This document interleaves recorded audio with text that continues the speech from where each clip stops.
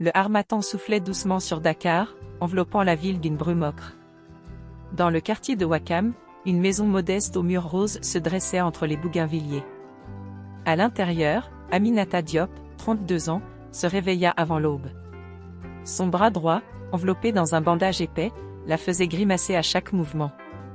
Elle avait chuté 2 semaines plus tôt dans un escalier du marché Sandaga, et la fracture la contraignait à une lenteur douloureuse.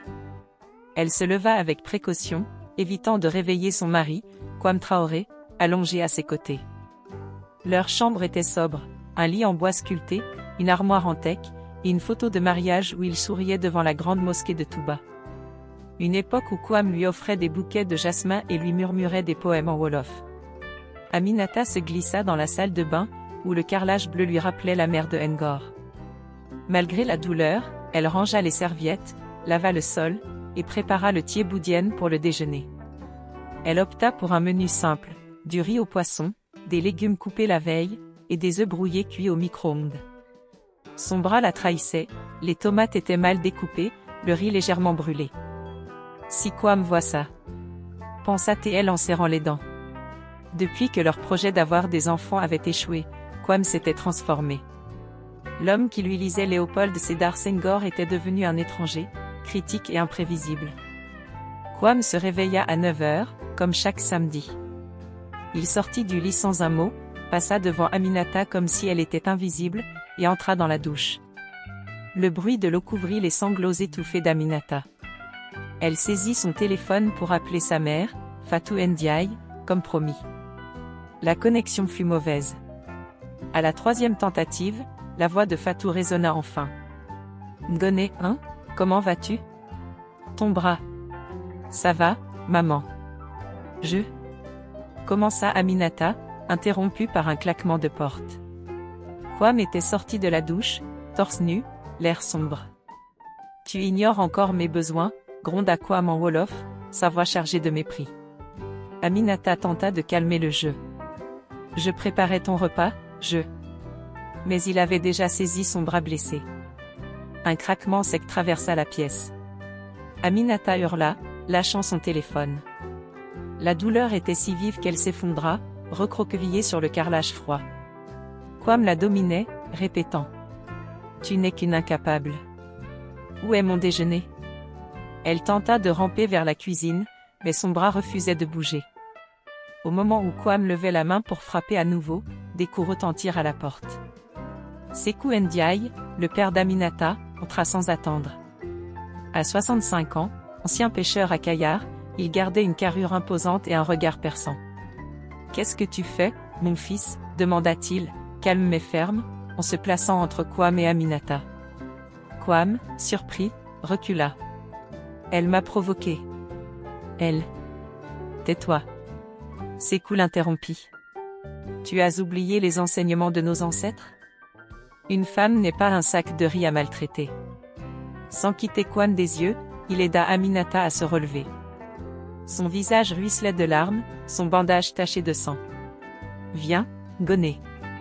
On rentre à la maison, » murmura Sékou. Kwame tenta de protester, mais un regard de Sékou le cloua sur place. Dans la rue, le vent du harmattan sécha les larmes d'Aminata. Elle serra contre elle le panier d'œufs que son père lui avait enroulé sur les épaules. « Pourquoi il est devenu comme ça ?» sanglota-t-elle. Sékou soupira. « Parfois, le cœur des hommes se couvre d'épines. Mais tu n'es plus seule. » Arrivée chez ses parents, dans la maison familiale de Yoff, Aminata retrouva l'odeur du tiakri, 3, que sa mère préparait. Fatou la serra dans ses bras, murmurant des prières en pulaar. « Tu resteras ici. Ton père parlera aux anciens du quartier. Kwame ne te touchera plus, promit-elle. » Aminata, épuisée, s'effondra sur un matelas en tissu wax. Le bruit des vagues, tout proche, berça sa détresse.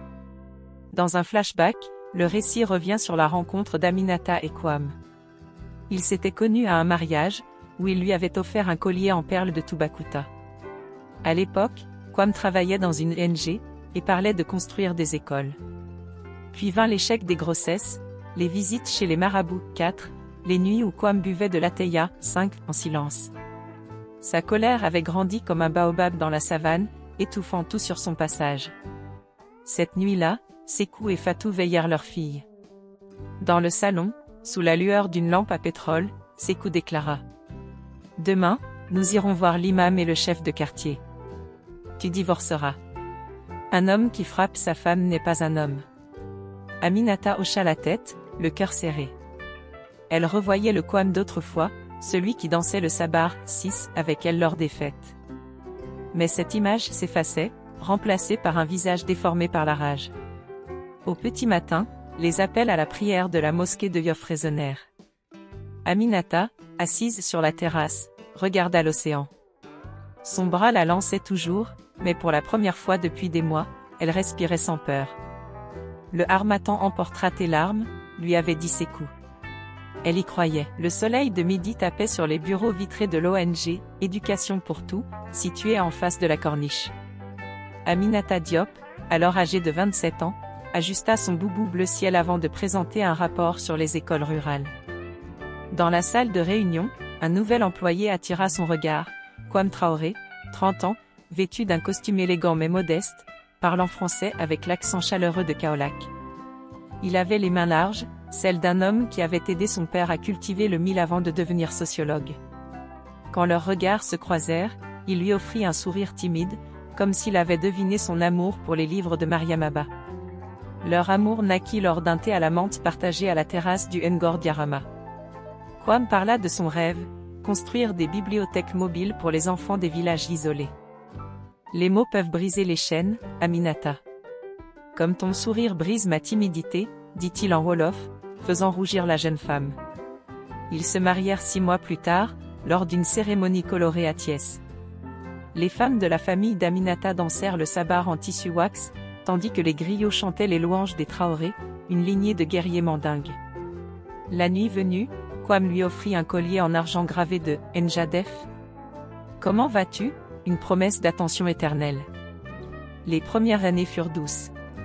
Chaque mois, Kwame emmenait Aminata dîner au Lagon 1, un restaurant sur pilotis où il dégustait du tiof grillé en regardant les pirogues.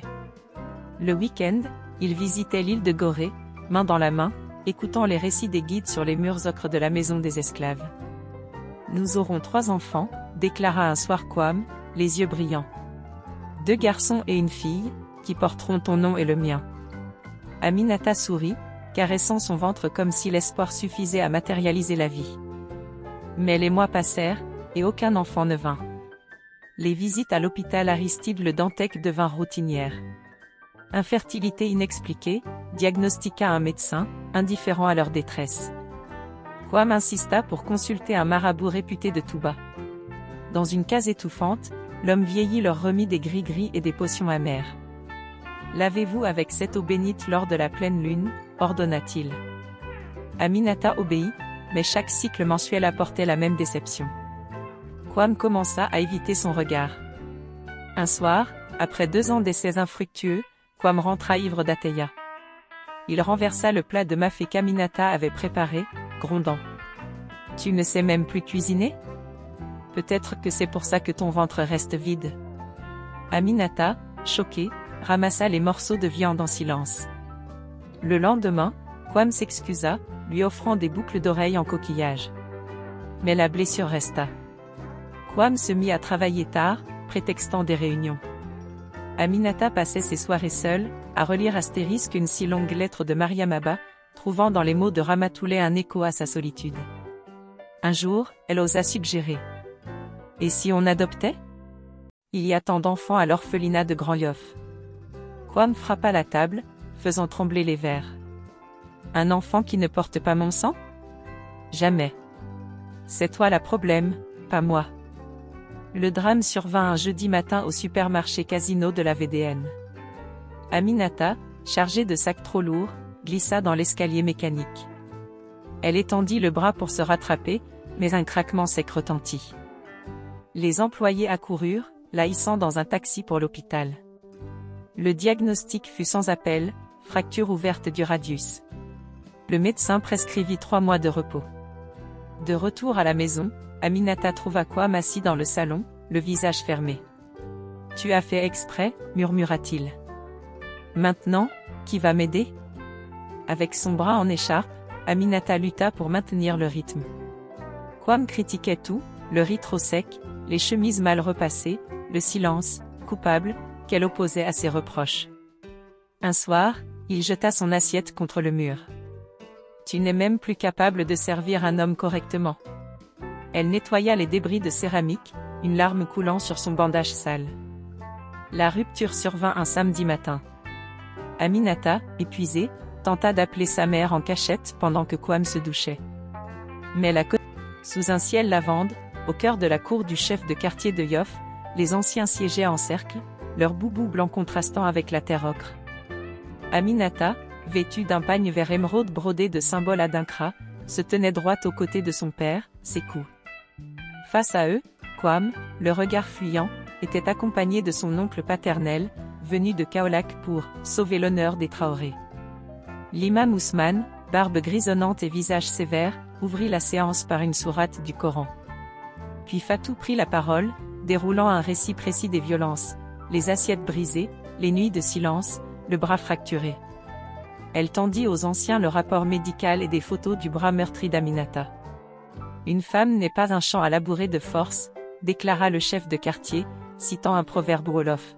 « Kwam Traoré, tu as trahi le Joker, qui unit mari et femme. » Sous la pression des anciens, Kwam signa l'acte de divorce et s'engagea à verser une pension mensuelle. Aminata sentit un poids s'envoler, comme les grains de sable emportés par le vent du désert. De retour chez ses parents, Aminata entama sa convalescence. Fatou mélangeait chaque matin des herbes nimes et de l'huile de baobab pour masser son bras. Ces plantes ont guéri les guerriers blessés. Elles te rendront ta force, murmurait-elle en appliquant le remède. Les après-midi, Aminata marchait sur la plage de Yoff, les pieds dans l'écume.